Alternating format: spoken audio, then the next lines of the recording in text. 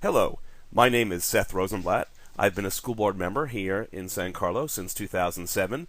I've done a number of presentations on the history of the California education finance system, but there's been a number of changes in the last couple of years, so I've updated this presentation and done this version specifically for the San Carlos School District.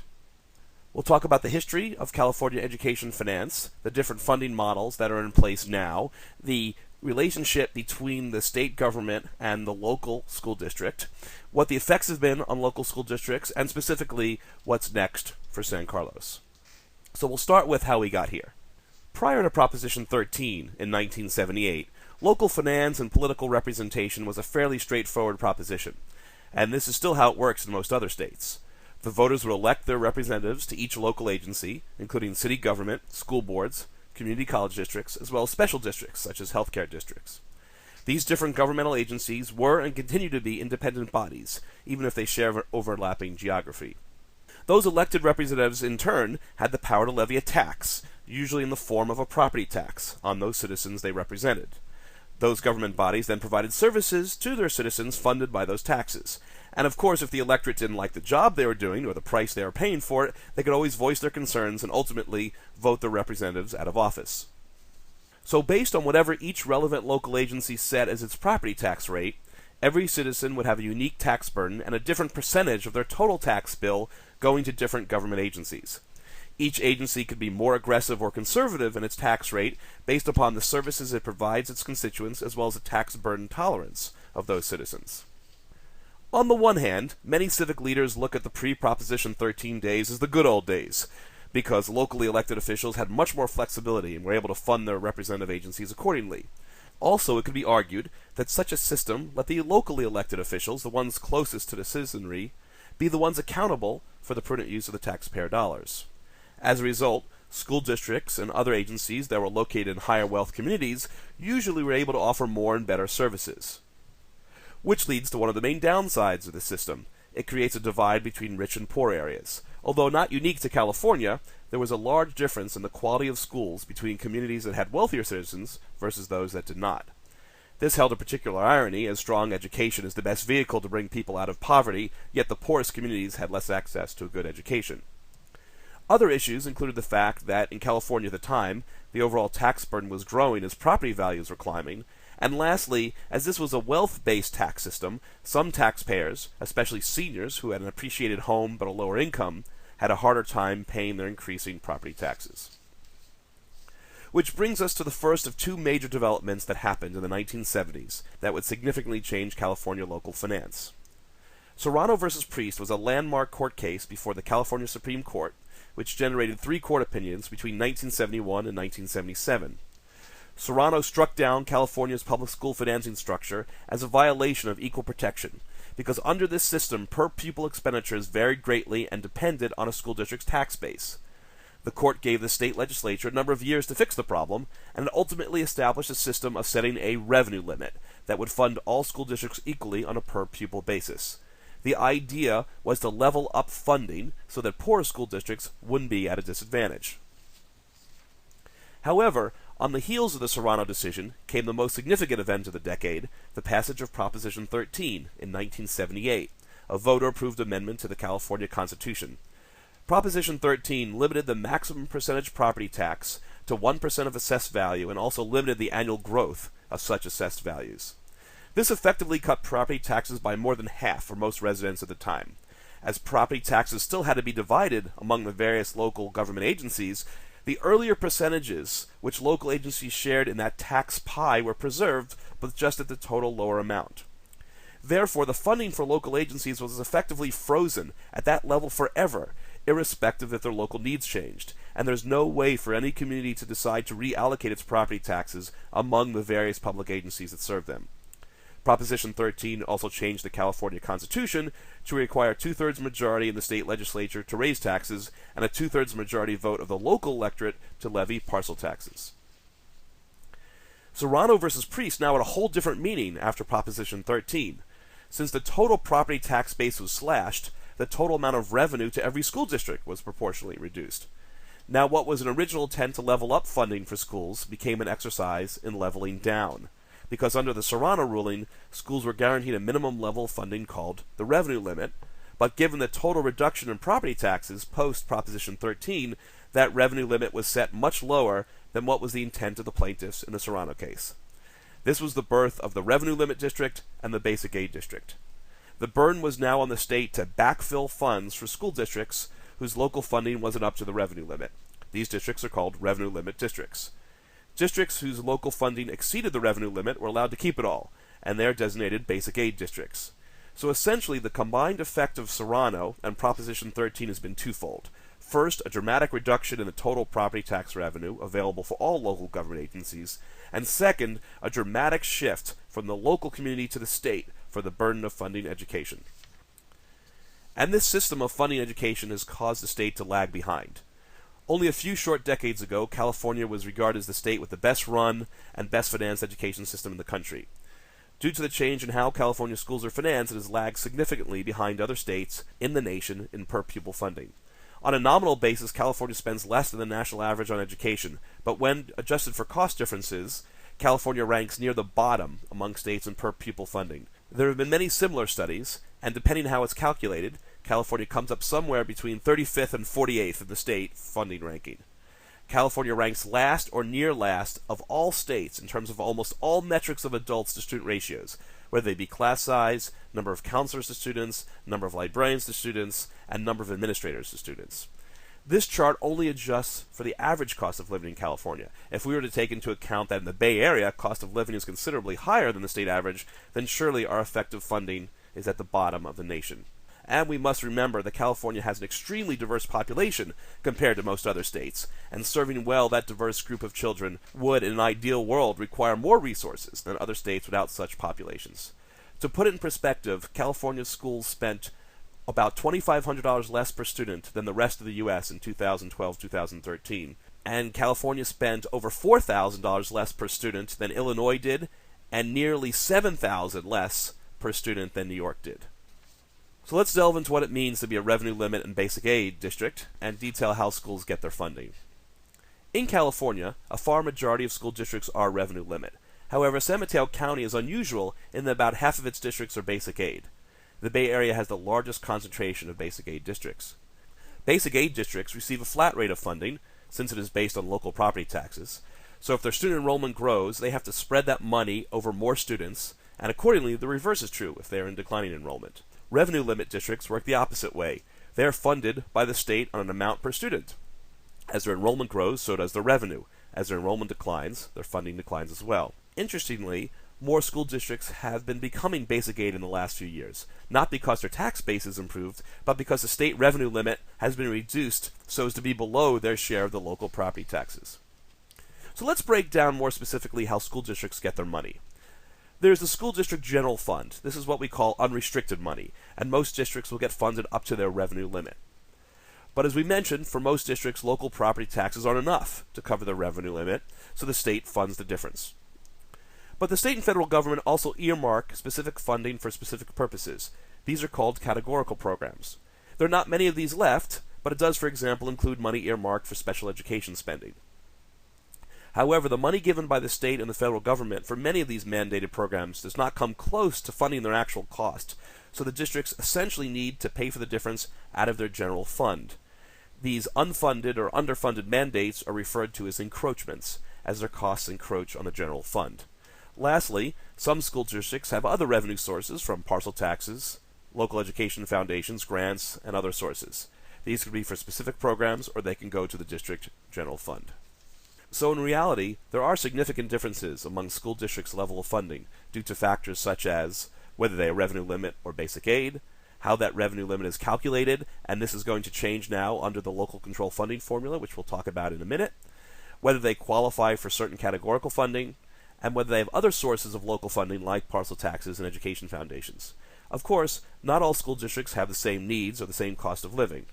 In San Mateo County, these differences are particularly pronounced because about half of the school districts are basic aid. So in any two neighboring districts, one can often fund more school programs and better attract teachers and other employees by offering higher pay. One will notice that in this chart, for example, San Carlos has a relatively low funding from its revenue limit status, but compared to many other revenue limit districts, it has a relatively high source of other local funding, which in our case includes the San Carlos Education Foundation and our partial taxes that we have passed. So now let's talk about more recent updates. In 2013, the state of California passed the Local Control Funding Formula, or LCFF. This is one of the biggest changes in California education finance in the last 40 years. But it's important to note that LCFF is not a funding measure per se. It's a distribution mechanism for existing funding, essentially a way to customize the revenue limit for school districts. And you will now hear many people in the education community referring to revenue limit districts now as LCFF districts, but in many cases those terms are interchangeable. The idea for LCFF is to give more money to districts with greater needs in terms of either children in poverty or English language learners. This is done through what are called supplemental grants and concentration grants, a complex formula that sets a threshold of students in certain groups to receive extra money. In turn, most categorical programs have been done away with. As you can imagine, such a redistribution system is fundamentally a zero-sum game, which naturally creates a system of winners and losers. For those districts that are on the short end of the new distribution scheme, including San Carlos, they were promised to be, quote, held harmless for a couple of years as the formula is gradually phased in over 8 years. LCFF also requires each district and school to have a local control and accountability plan, or an LCAP, but the parameters and requirements of those plans aren't completely finalized yet. But as a redistribution system, it's important to remember that this fundamentally doesn't have an effect on California's ranking of educational investment as compared to other states. Then you may ask, well, what about Proposition 30? This was an initiative passed last year, 2012, and didn't that make a change to overall funding? Certainly, Proposition 30 was championed around funding for education, and what Proposition 30 did was temporarily increase state income and sales taxes. But what's important to note is that Prop 30 didn't really provide a net increase to educational funding. Its passage just prevented further cuts that would have happened had it not passed. So even though the public has this perception that we have more money for schools, really what happened between Prop 30 and LCFF is they were just now locked into this lower level funding, which, keep in mind, is roughly 20% lower than it was in 2008, and we've locked in this level for another 8 years or so. And this also assumes that the economy continues to grow and that Prop 30 tax revenue is kept after it expires in the next 2 to 4 years. So even when fully implemented in 8 years, LCFF hardly makes a dent in terms of revenue relative to where we were 7 years ago. Compared to funding we got in 2006-2007, LCFF, even in 2020-21, barely surpasses that for districts like San Carlos that don't get many supplemental and concentration grants. And if you take into account inflation and cost of living increases, the amount actually given to the San Carlos School District in 2020 to 2021 in real dollars will actually be less than what it received in 2006-2007. And as I mentioned before, all this assumes that the state can afford to make those increases over the next 8 years and doesn't have a recession that changes the economic climate. The Legislative Analyst's Office estimate that if we were to fully implement LCFF this year, it would cost the state $18 billion more, which would be almost a 45% increase to their budget. So LCFF doesn't really change the fact that we now have revenue limit and basic aid districts. We may have relabeled revenue limit districts to be LCFF districts, but fundamentally we have the same system with just a different way of calculating the revenue limit for different school districts. Given how instrumental the state is in funding local school districts, we can look a bit deeper into how the state management of its budget affects local jurisdictions. As you can see, the two largest sources of state revenue are personal income taxes and sales and use tax. Together they make up 70% of all revenue that comes into the state of California. That's important to know because inevitably there will be economic cycles of boom and bust periods. However, different sources of revenue to the state correlate differently to those expansion and recession cycles. For example, revenue from property taxes and other fees, such as the vehicle license fee, are relatively insensitive to the overall economic cycle. Certainly, in a down economy, some properties may be assessed lower, but there's still a turnover in property which can increase the total assessed property values. So in aggregate, this revenue source may be affected, but generally not significantly relative to the whole economy. Certain fees don't change at all based on the economy. However, in contrast, taxes on income and sales are highly sensitive to the overall economic cycle. A recession means fewer jobs, lower wages, lower capital gains, and fewer purchases. Therefore, regardless of one's opinion on the current level of taxation, there's no denying that the form of taxation which brings revenue to the state is highly cyclical with the economy. And as we pointed out earlier, since school financing is largely dependent upon the state, school finance then becomes cyclical as well. Because of the post-Proposition 13 shift of the funding burden from the local district to the state, education has become the largest area of spending for the state of California. The next biggest category of spending is health and human services, which amounts to about half of what is spent on education. Therefore, any decline in state revenue is surely to affect the education budget. In addition to our overall funding problems, we often have cash flow timing problems as a local district being dependent upon the state. The state often holds on to the money longer to balance its own budget or get the float, as we say. In extreme cases, it's actually given the money to school districts in the following fiscal year. Yet, at a school district, our expenses are fairly steady. We have to make payroll every month. So sometimes local districts actually have to take out short-term loans to cover the shortfall. There's other timing inconsistencies inherent in the system, such as the fact that a local school district has to pass its budget by June 30th of every year, yet it's dependent upon what the state number is, and the state doesn't pass its budget until June 30th of that year, and often is late. There's other issues with respect to termination notices. For example, if the school district has to make cuts, it actually has to give preliminary notices to employees actually in March, and then notices again in May, long before we even have to pass our own budget, let alone know what we're getting from the state. So let's talk a little bit more about what the effect has been on local school districts like San Carlos. Keep in mind that there are only so many ways a district can balance its budget. It can increase its revenue, it can reduce expenses, or it could reduce its financial reserves. As a revenue limit or LCFF district, we are dependent upon what the state gives us for revenue. We can only look at other potential sources. Obviously, in many school districts like ours, parcel taxes and education foundations have been incredibly important. Also, we look for grants, including partnering with organizations, and fee-based programs such as after-school, summer camps, and preschool.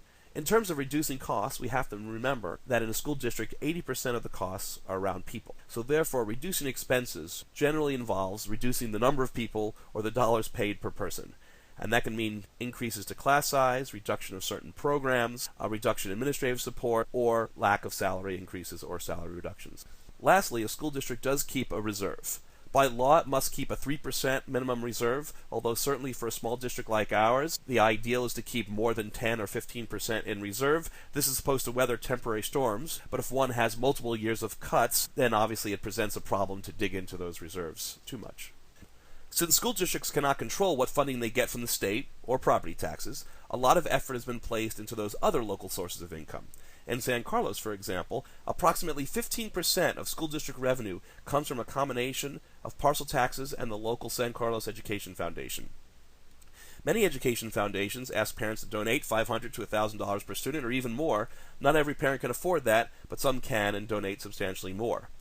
Programs like music, PE, librarians, counselors, and literacy support would certainly not exist in their current form if it weren't for this private funding of public education. However, not all school districts have the capability of getting support for parcel taxes or raising money privately through education foundations. Wealthier communities are more likely to pass parcel taxes and have the means to donate money privately to support their schools. So the irony of the current situation is that we now have a system that is effectively undoing the very spirit and purpose of Serrano versus Priest, which was to avoid these large differences based on local wealth. So there's already a large funding difference between basic aid and revenue limit districts, and now, even among revenue limit districts, the variation has grown due to these different local measures to fill the gaps in state funding. Now, LCFF mitigates this problem somewhat, but not hardly enough. Therefore, we have a current system that has effectively kept one of the core negative aspects of the pre-Proposition 13 system in terms of inequality, while getting rid of many of the positive aspects of that system in terms of local funding and control. I think the biggest challenge here is complacency. The recent passage of LCFF and Proposition 30 has created no appetite among our state legislators to talk further about changing the way we fund public education. It has essentially crowded out talk of other structural funding reforms. However, there are potential changes on the horizon, but I do think it would take some years and a lot of advocacy work. There is some movement in the state legislature to place a measure on the ballot to lower the property tax threshold to 55%. Now, of course, this would still preserve inequities among school districts, but would allow more school districts to have parcel tax revenue sources. I think there's less of a chance to see reforms to Proposition 13, including the often talked about split roll, which is lifting the caps on business property taxes. But we have been seeing more talk and efforts in San Mateo County about getting more aggressive of potentially local efforts to either increase funding to education or take on new initiatives. For example, the county already has a solid effort thinking about providing universal preschool on a county-wide basis. So what is next for us in San Carlos? It's important to note that despite all of the buzz around education finance reform, not much has changed for us. And if anything, we've just been locked in this low-level funding for another decade, absent some really big change or initiative from the state. Note that we do have new requirements in these local control and accountability plans, and more information about that will come throughout this year. But we certainly should conclude that groups such as the San Carlos Education Foundation are more important than ever. Which leads us to the things that are happening in this district over the next 5 to 10 years. There are one-time state grants to districts to help implement Common Core. It's a very serious change, and I think most districts are underestimating the work involved. San Carlos has been fairly aggressive in professional development and beginning to implement Common Core programs, but there's a ton to do and investment to make here. There's also investment needed in our strategic plan initiatives. Although it's my hope that many of these initiatives may actually save us money in the long term, certainly in the short and medium term, there's an absolute need for investments to be made in areas of technology, design work, professional development, and others. And also, as folks may know, we just passed a facilities master plan. Facilities money comes out of a capital budget, which is separate from our operating budget, and the money from this facilities plan is largely coming from the Measure H bond. So this money doesn't affect our operating needs, but it's important to note that we also will need to look for other sources of capital dollars, potentially from the state, foundations, or other parties to fulfill all of these facility needs. I thank you for listening to this and appreciate your partnership with the San Carlos School District to continue to make our schools as best as they can be. Thank you.